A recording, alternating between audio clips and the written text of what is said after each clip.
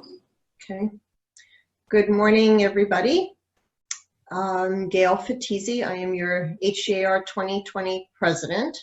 I'm still looking at your image, Gary. Is that what I'm supposed to be seeing? I'm seeing you, Gail. I'm seeing you. You are? I see Okay. Gail. Okay, just checking.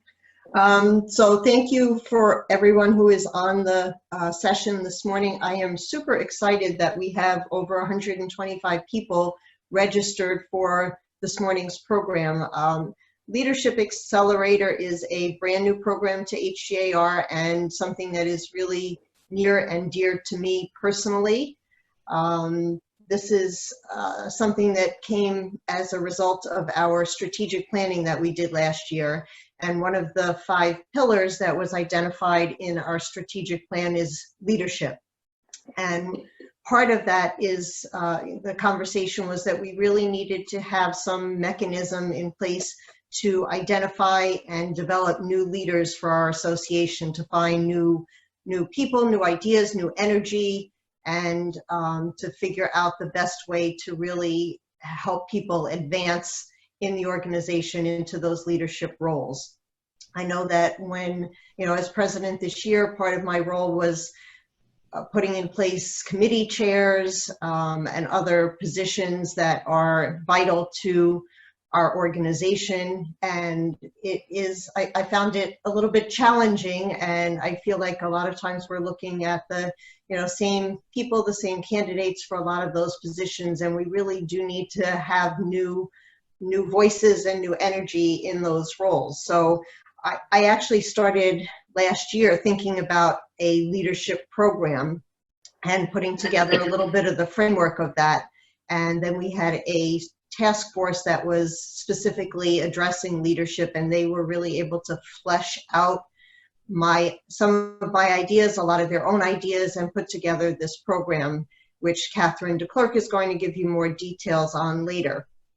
But I wanted to just talk a little bit about leadership, and I've certainly learned a lot in the last several weeks even about leadership, especially leadership under crisis and adversity.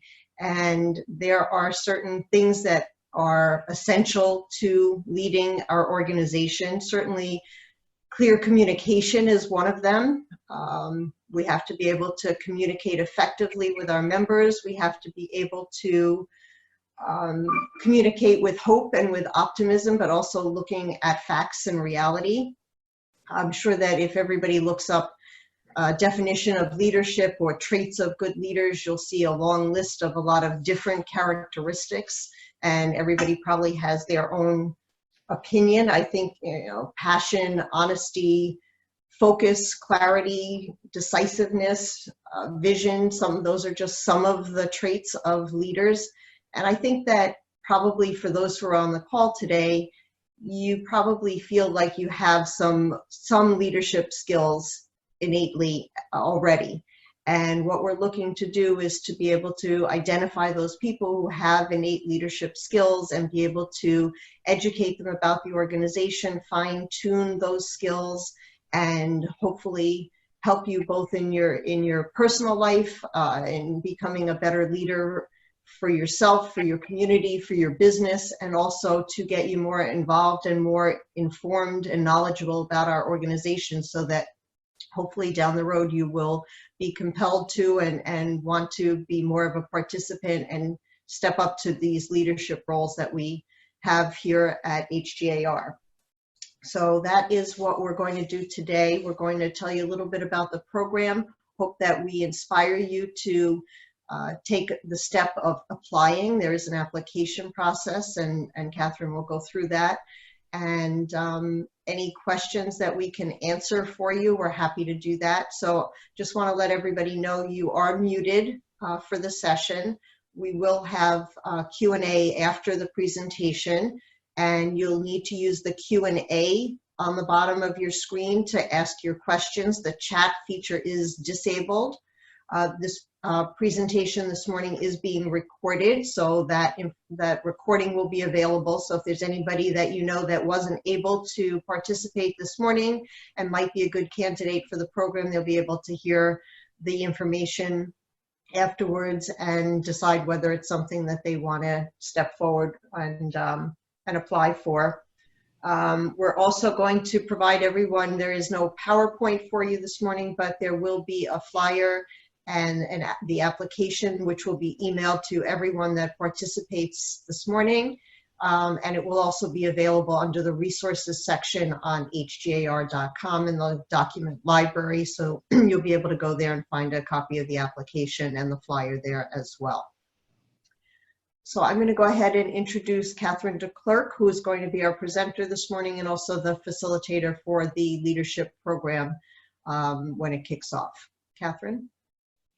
Good morning, President Gale. Thank you so much. Good morning, everyone. Hope you're all doing well and staying safe. The Leadership Accelerator program, as Gail said, was developed as a result of the recognition which arose during HGAR's strategic planning process of a need to identify and develop new leaders who will play a role in shaping the association's future as a dynamic and relevant organization in service of our members. The program's not for everyone. Are you a leader in your personal life, community, or other business organizations? Are you a good decision maker? Are you a natural born leader who wants to hone their skills, learn more about the Realtor Association, and be a participant in the direction of the future of HGAR? If so, this may be for you. The objective of the program is to empower future leaders by providing knowledge-based foundation to serve in a leadership role, both professionally and personally. So let me tell you a little bit about the program. The program will run from September of this year, 2020, through June of 2021. There will be 10 sessions, speakers, and field work. The meetings will be once a month. Some will be half days, some will be full day. If scheduling permits, they will be as close to the second week of the month as possible. Dates will be known before the program begins. We're still working on some of those dates with our speakers. Let me tell you about the topics of the sessions. We'll kick off our first session exploring leadership styles. Beyond that, we'll review the HGAR organization, the committee structure and staff, one key MLS, HGAR's relationship with NAR and NISAR, and of course, we'll delve into HGAR's strategic plan.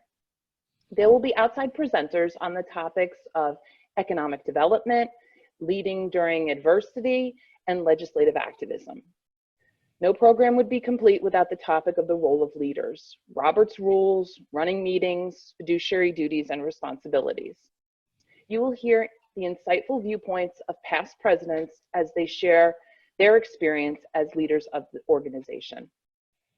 There will also be a spokesperson training program which will encompass public speaking, using judgment, and the leader's role representing the official view of the organization. Member Day and Lobby Day will also have a place in the program. Finally, there will be a class project. The participants in the program will decide what that project will be. And once approved, you'll have until June to execute. The project will be something to benefit a segment or the entire membership. It could be to enhance the association's image or even the association's processes. So now, are you wondering, how do I get in? The cost of the program to the participant is $250. HGAR will be subsidizing the balance of the cost of the program. Applications are due by May 1st, and applicant interviews will be conducted between May 18th and May 30th. I'll say that again. Applications will be due May 1st, and applicant interviews will be conducted between May 18th and May 30th. By the way, this information will be on the flyer too. Applicants that are accepted will have until July 15th to acknowledge their acceptance and remit the $250 fee. There are prerequisites for the course, and those will include completing Leadership 100, a tuition-free NAR online course, which is approximately 2 hours in duration, and to read the book, The First Person You Must Lead Is You by Rebecca Halstead. The book will be supplied to successful applicants upon receipt of their tuition at no additional cost. I just want to make sure that that's clear. Those 2 prerequisites are not required prior to applying or your interview, but prior to the start of the curriculum in September. The application is going to be posted, as Gail said, in your HGAR dashboard. So if you go to resources and look under the documents, you will find it there.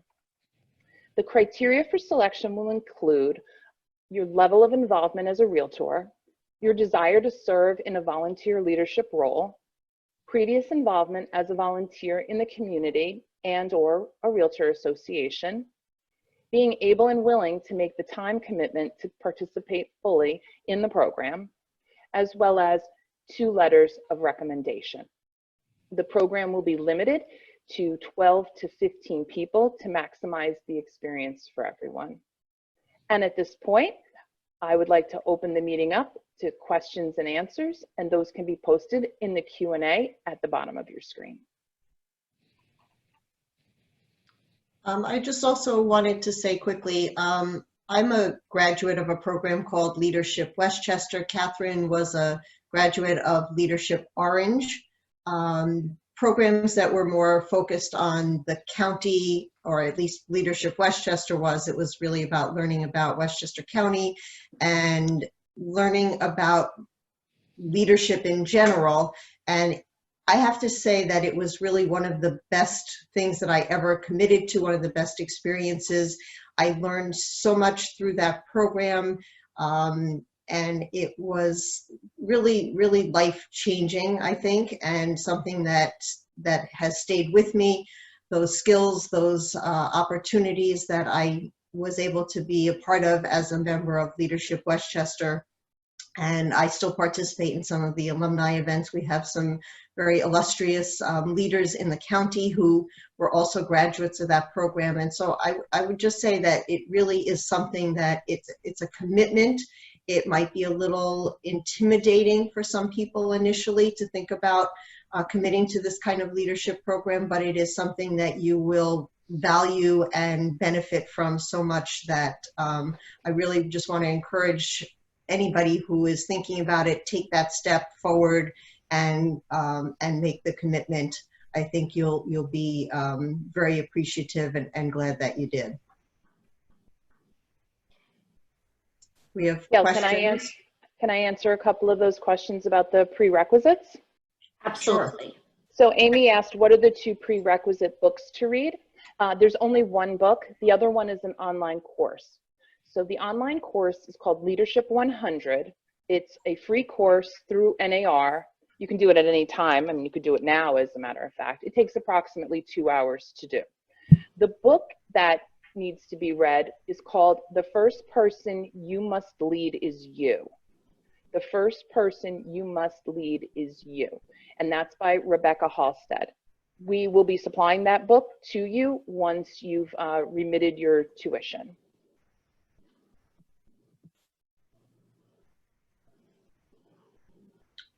We have another question. What is the turnaround on notification on applications and interviews? So again, the applications will be due on May 1st.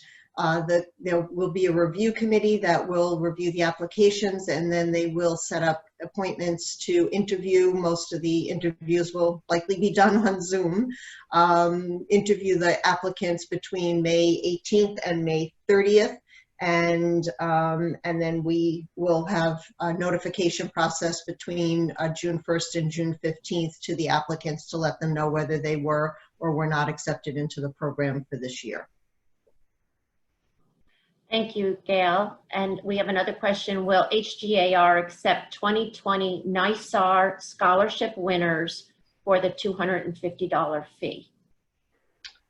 I believe the scholarships that come from NYSAR are for specific courses. And so I don't think that, one, it would even apply toward this. And second, this is your skin in the game and your financial commitment to the program.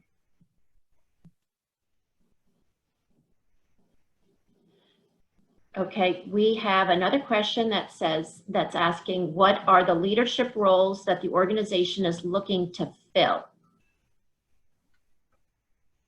So it's not necessarily that there are specific roles, but every year we have a number of councils and committees that we look for people to chair those councils and committees, and that's where a lot of the work of the organization is done. So those are really vital, critical, important roles to be filled every year. And then there are also board of directors roles each year. And there are the roles of the executive committee, which is the president-elect, the secretary, treasurer. So those roles are something that is filled each year by the nominating committee and do require, there are some certain requirements for certain roles in the organization, but many of them are open to members who are looking to participate and step into those roles. Generally, most people start with a commitment to serve on a committee to start getting some experience with the organization before stepping into some of the higher leadership roles. I have a question. Mm-hmm. How many applicants will be accepted into the program? Oh, that's a good one. I forgot to mention that. No, you did Right, mention you it did. I did? actually. Oh, okay. We're looking at 12 to 15 applicants to be accepted for this year's program. And we have another question asking, can you expand upon the benefits of joining this program? Catherine, you want to? Sure, I'd love to address that one. The benefits of the program will be to enhance your own personal leadership skills, enable you to be the best leader that you can be, whether it is serving the Realtor Association, other associations and things that you might be involved with in the community, as well as your own personal life. I mean, I know many leadership skills I use on my own children, as a matter of fact. So the benefits are really going to be very personal for you. There's no guarantee. We're not saying this is a track that, you would then be guaranteed at one day to be president, or that it would require you to take on any particular position. So the benefits will be, I think, very internally personal for you. To something Gail mentioned before, I was in the Leadership Orange class back in 2007, and I remember feeling quite intimidated by the people who were in the program with me. And all I kept thinking is, I'm just a realtor, and we have people who are heading, I got town supervisors and all. And that was one of the reasons actually that I wanted to be in the program, was for my own personal development. And I made a point of saying that during my application process. And I think it will enable, cream always rises to the top. So I think any leader will excel. Those are often innate qualities, but this will give them some skills, understanding about how things work, so that you can jump into the process a little bit more quickly. Gail said something, I believe, in her article in depth that mirrored some of my own thoughts about leadership. I served the organization in 2013 as the president, and I had been involved for a long time, as Gail also said in her article. And it can take, sometimes you can flounder around for years without direction, knowing exactly how to get, to the place that you want to go. A program like this is going to give you an overview of every aspect of the association. I like the fact that it's also telling us about the relationship with NAR and NYSAR, so you can see how you would fit in and how you would move that forward. I hope that answered your question. And we have another question. Also, can you share why all of you, decided to become leadership team? I'll go after you, Catherine. Go ahead. Okay, I'm not sure if you mean leadership team as having served on this particular committee. So that I'm not sure, or if you just meant leadership and executive committee in general. I'll say from a very general standpoint, I became a realtor in 2000, and once I felt like I understood the job, I personally wanted to give back to the association, and I also wanted to shape the future of the association. I thought I had something to contribute, and I was willing to give that time back. That sort of, I guess, snowballs for somebody like me, where I just keep doing more and I keep doing more. I think an important piece of this too is the fact that leaders also need to know when to get out of the way. When you've served in a role, you have to find the person or people who are going to replace you. You need to step out of the way to create that space so other leaders can come forward and take on those positions. I think we all have a duty as a past leader to replace ourselves. And I personally would like to see that easier. I mean, I joked about, you know, how many years it took me to fully understand my role and my place. I serve the state association on the NISAR's board of directors, and I've chaired some of the most important committees there. But it took a number of years before I figured out how to work my way through that. I personally have no desire to ever be the NISAR president, but I did want to be committee chairs in important committees that set policy and direction for the state association. So that's kind of my answer as to why I did that. And maybe it's called mental illness. I don't know, something like that.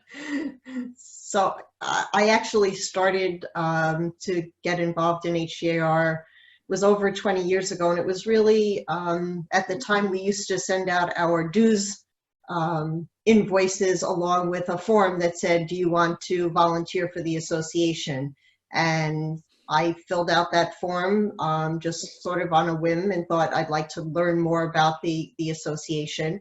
And I first volunteered for the Education Council, and that was over 20 years ago. And kind of like Catherine said, it snowballs. You start getting involved on one level and you find out how much more there is to the organization and how many different opportunities there are. And you work with some just absolutely incredible people that make you want to do more and give back more to the association. And it really does just snowball and kind of just, it just sucks you in. And I feel very empowered knowing as much as I do about HGAR, about NISAR and AR, all of those organizations and everything that affects our industry. And to be able to share that knowledge and that information with my colleagues and people that I work with, I think is very valuable to everyone. So it just becomes something, you know, that you really want to keep doing. But to Catherine's point, absolutely, we need to figure out who the next leaders are and give other people an opportunity to be part of the association and get those same benefits, that same satisfaction, and share that with others. So we're trying to identify that next group of leaders. Gail, can I add on to that too? One of our sessions is going to be a session with past presidents, so you can hear their viewpoints. And people do have different styles, and how one approaches it versus how somebody else does is going to be very personal, and your impact on the organization is going to be based on what you bring, and also, like for Gail, what she's handed on her year. I mean, she's gotten quite a year. The year I was president, it was the second year after we merged, and I thought picking an MLS was difficult, but I'll take that over COVID-19.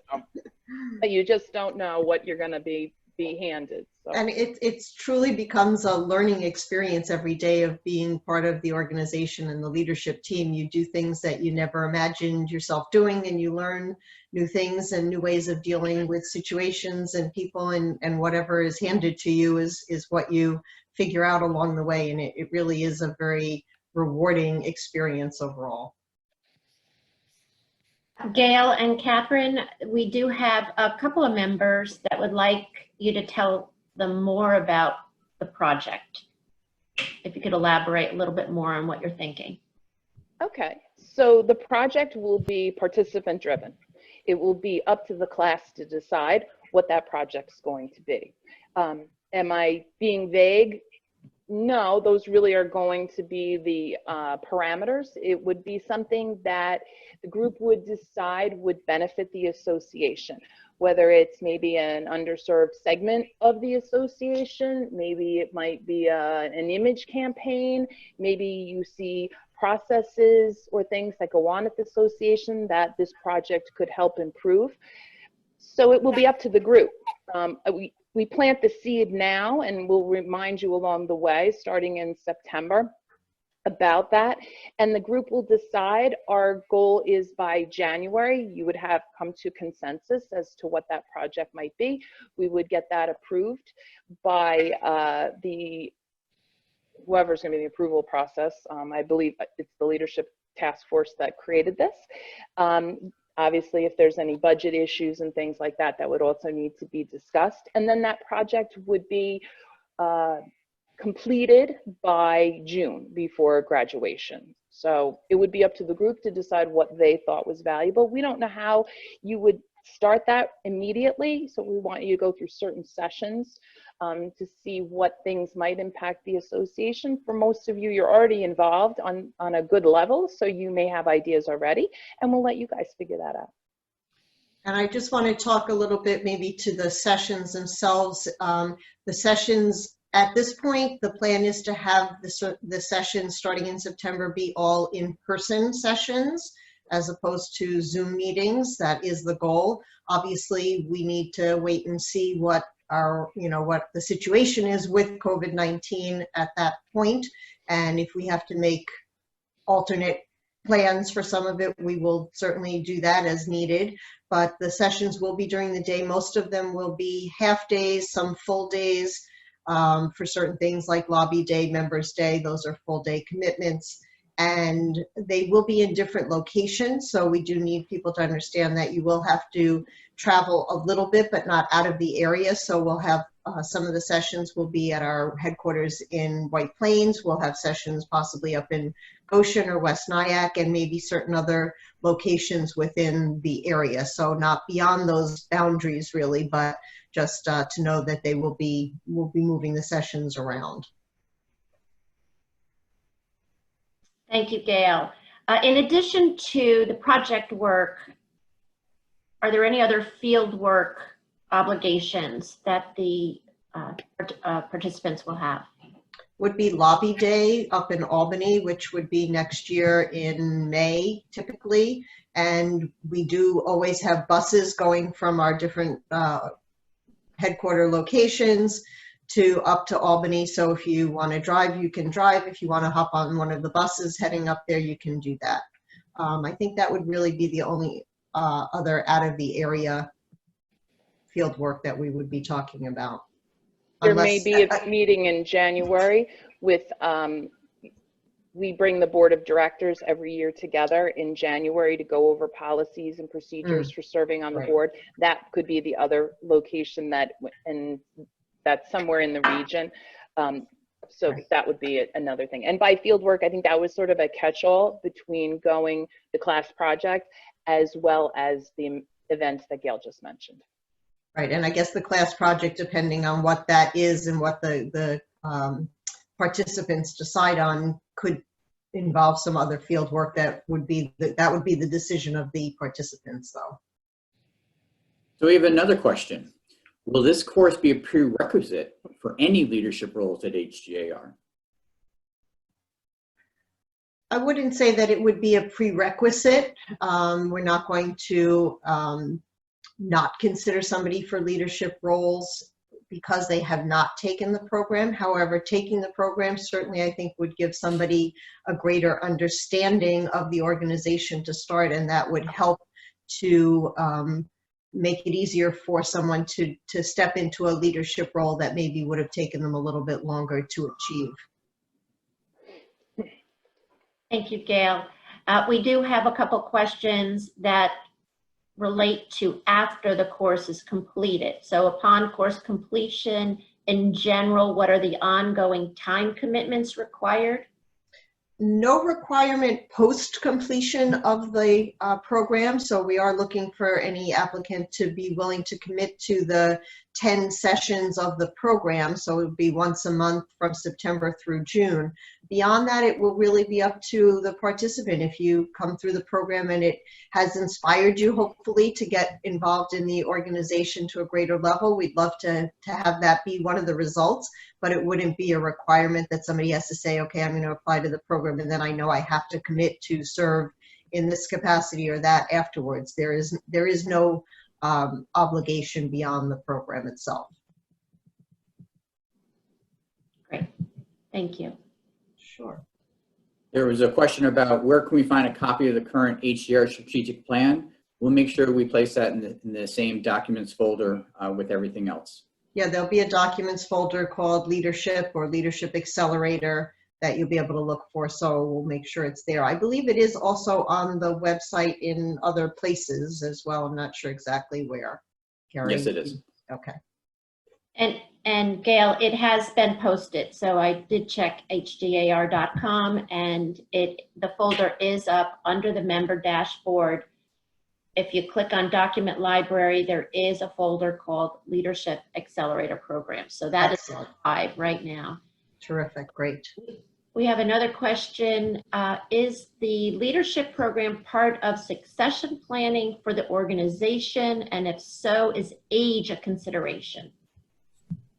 Absolutely not. Age is not a consideration. Succession planning only, as Catherine and I both alluded to, that we're always looking to fill, find somebody to fill the various roles and to take the next step. So succession in terms of growth and expansion and opportunity, yes, but age would not be a consideration one way or the other. So we have another question. From whom should the recommendation letters be collected from for the application process? I know we did talk about that in our committee, and I'm just trying to look quickly to see if we put anything on the application form about that. But basically, I mean, the recommendations could come from, if someone is an agent, could come from their broker or manager. A recommendation could come from someone that you have worked with outside of the real estate industry, a previous employer, perhaps someone at a community organization that you volunteer with, a school organization, whatever experience, somebody who could talk to the leadership skills that they see that you have and your commitment and things like that. So I don't think we set any specific parameters on who those recommendation letters had to come from.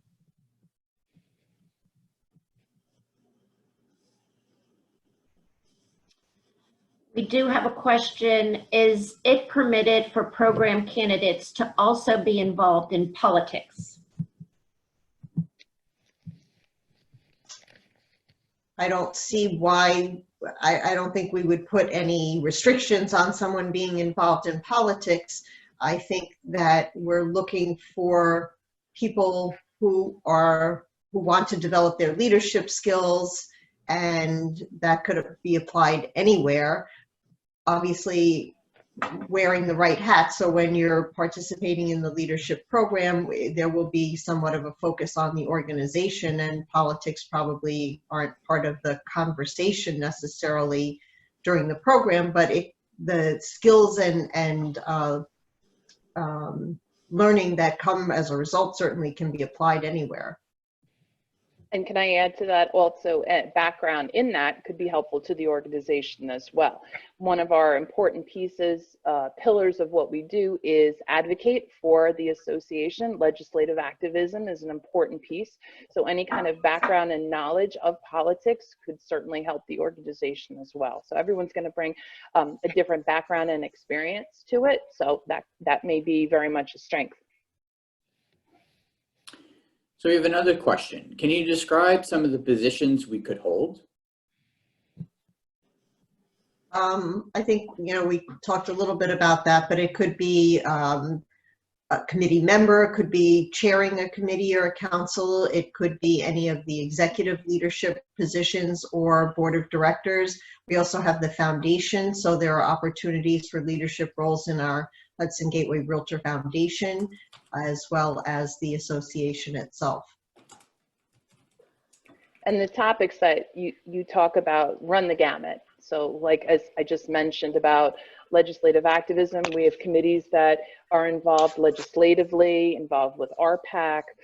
We have a host of task forces that come up during the course of the year to do different things. There's a committee for finance, like a member outreach, professional standards. So there's so much. Education, yeah. There's a tremendous amount of different opportunities to lead. We do not have any other questions. We have received many accolades for all you guys have done, and thank you so much for that, they're saying. Are there any other questions that people would like to ask?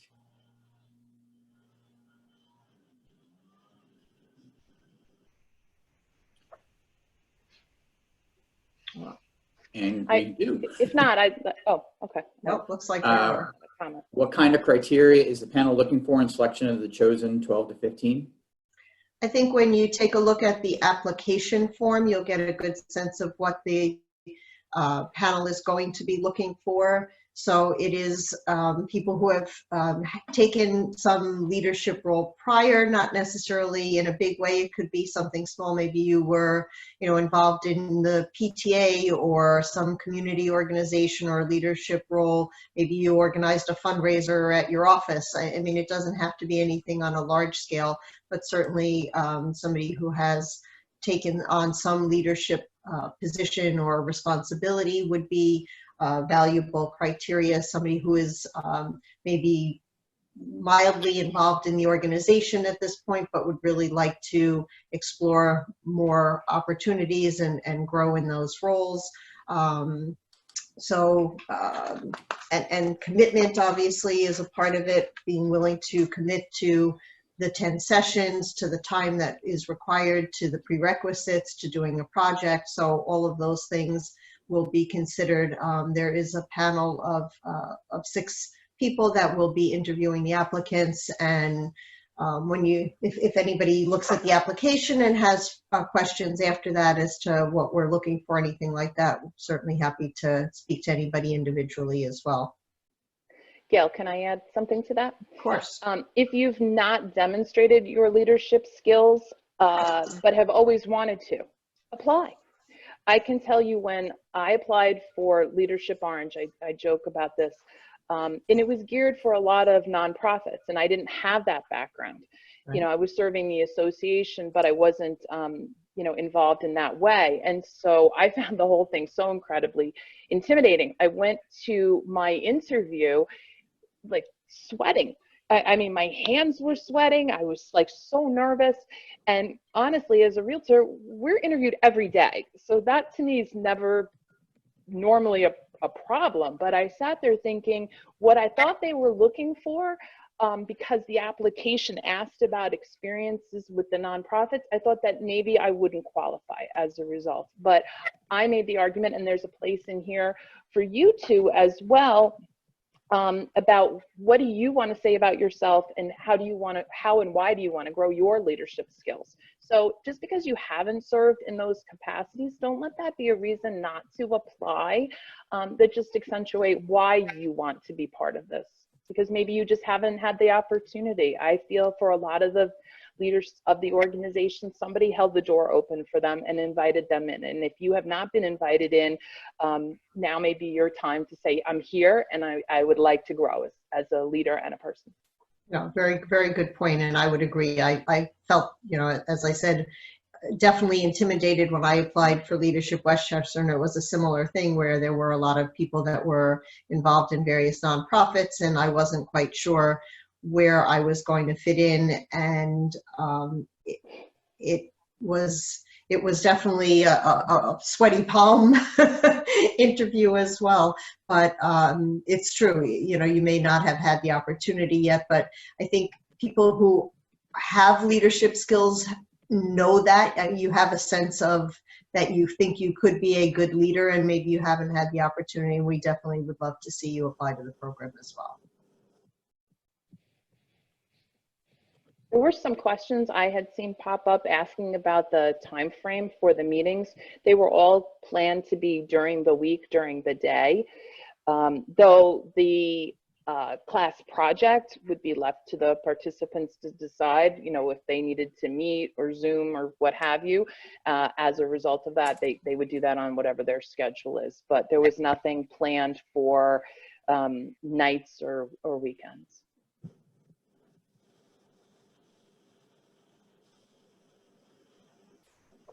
Are there other questions we're still looking to answer?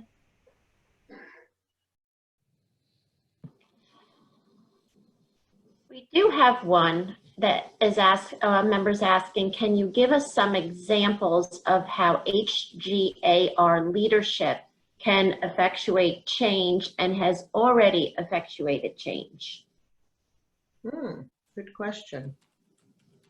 I'll grab that one. What's that? Want me to grab that one? Sure.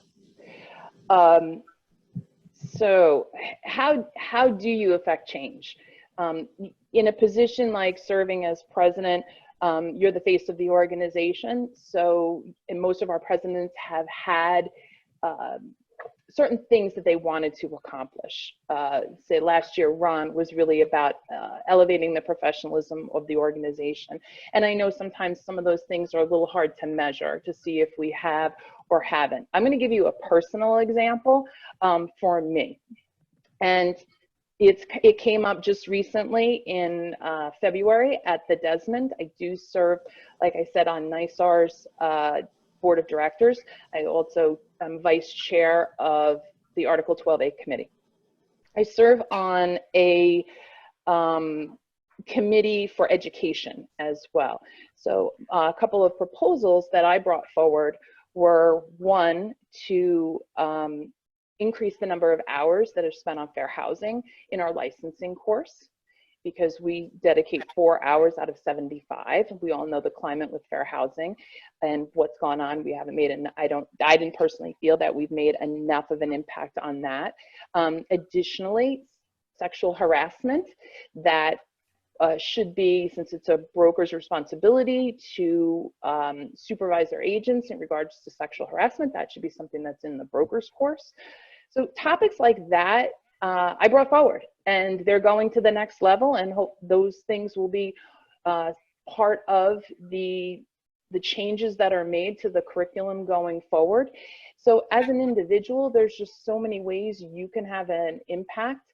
And those were just some things that, I mean, I came back from NYSAR so happy that I felt I really did make a couple of important changes that would affect really everybody in the state. So I was pretty excited. So that's just a personal example. I think there certainly are lots of opportunities. And as Catherine said, every president probably comes in with a little bit of a different agenda and things that they'd like to accomplish. This leadership program is actually one of the things that was on my agenda for this year to accomplish, because I really think that it is so important for us to have a strong group of leaders for this organization. We are a very visible organization, both in the state and the country, and we can effectuate change at those levels. Fair housing, for instance, the requirement for fair housing CE originated with, was at the time, it was, I think we were still the Westchester Putnam Association of Realtors, that we brought to the state level, suggesting that fair housing education was something that every realtor needed to have, and that became the law. So, you know, we can make changes at that level on a local level. One of our presidents a few years ago, Drew Kessler, came in with the goal of revitalizing our foundation, and he did a phenomenal job, and our foundation is very vibrant and very active and has done tremendous things in terms of raising money, raising awareness, bringing grants to local nonprofits throughout our geography. And we've also now added a program where we're doing volunteer projects, hands-on projects that follows that foundation's goal. So there are lots of opportunities to effectuate change, both for our members here in the Hudson Gateway footprint, and we've done several mergers over the last number of years. Those things are also obviously affecting members and bringing more value to our membership. So I think there are lots and lots of different ways that we can effectuate change. And the more new ideas, new members, new participants that we get, the more opportunities to see what could change and what could benefit our membership. I did see a couple of questions that sort of went by and not sure we answered. One was about the days and times of the classes. It's once a month. It will be during the day. For the most part, wouldn't be evening, other than possibly, something, again, that the participants chose to do. And in terms of makeup classes, at this point, we're not planning on doing makeup classes. We really are looking, since the program wouldn't start till September, runs through June, it's a good amount of lead time for a participant who's committing to the program to be able to set aside the necessary days for the program. If something completely unexpected came up, that somebody had to miss a session, there probably would not be a makeup. They might be able to make it up in the following year if we're repeating a similar session, or there may be some work that could be done by the participant to make up a missed session. But beyond that, there really is not provision for makeup. So we would expect the participants to commit to this, and unless it was something really essential and unseen, we would expect them to make accommodations to cover things like inspections or other business-related activities so that they could participate. Were there any other questions that we missed, Jenna or Gary? Some of them seem to be scrolling by and I couldn't get to them quick enough. Yeah, no. I believe we have answered all of them at this point. Okay. And again, everybody that participated in this session will get an email with a copy of the application and the flyer that has all of the details for the program. And then any questions, please let us know. And you can also find all of the documents under the resource tab on your dashboard on hgar.com. And am I also correct that this recording will be available as well? So I don't know if I believe that's being emailed out, or the application and the flyer is being emailed out. The recording will be housed on the member dashboard under the document library in a folder called Leadership Accelerator Program. Great. And if anybody was on the call and is not certain that it's a good fit for them and you'd like to talk a little bit more one-on-one, I'm certainly happy to talk to anyone. I'm sure Catherine, I can say the same for you, to answer any questions or help you figure out, is it something that is a good fit? And if you know somebody that was not on the call that you think would be a great candidate for this program or interested, please let them know. If you need us to email them anything, but they can find all the resources, the information, the recording, so that they can review it. And then again, if they have any questions, happy to talk one-on-one with anyone. Great, that was what I was going to add. Please share this information to anyone that you think it might be, they might be interested in it. And I think there was a question about the $250, whether that was paid on application and whether or not you were accepted. And that fee would be paid only once you're accepted into the program. And I think we set a date of July 15th for the final confirmation and payment of that fee. So it wouldn't be anything that you would be responsible for unless you are going to participate. We do have, it looks like a final question. If you get chosen and find that you can't participate for some reason, illness, etc., I'm assuming that you can let people know and someone else can get chosen. I would say certainly, if somebody is accepted and agrees to participate and then last minute can't participate for some unanticipated reason, yes, certainly let us know as soon as you become aware of that. And we may have, a backup candidate or a couple of candidates that could be on a wait list for an opening should it arise. And there are no other questions in the queue. Okay, great. Well, thank you everybody for participating. Thank you, Catherine and Mary and Jenna, for your help. And we really look forward to getting a great selection of applications by May 1st, and then meeting with anyone who is a candidate for the program. So thank you all very much.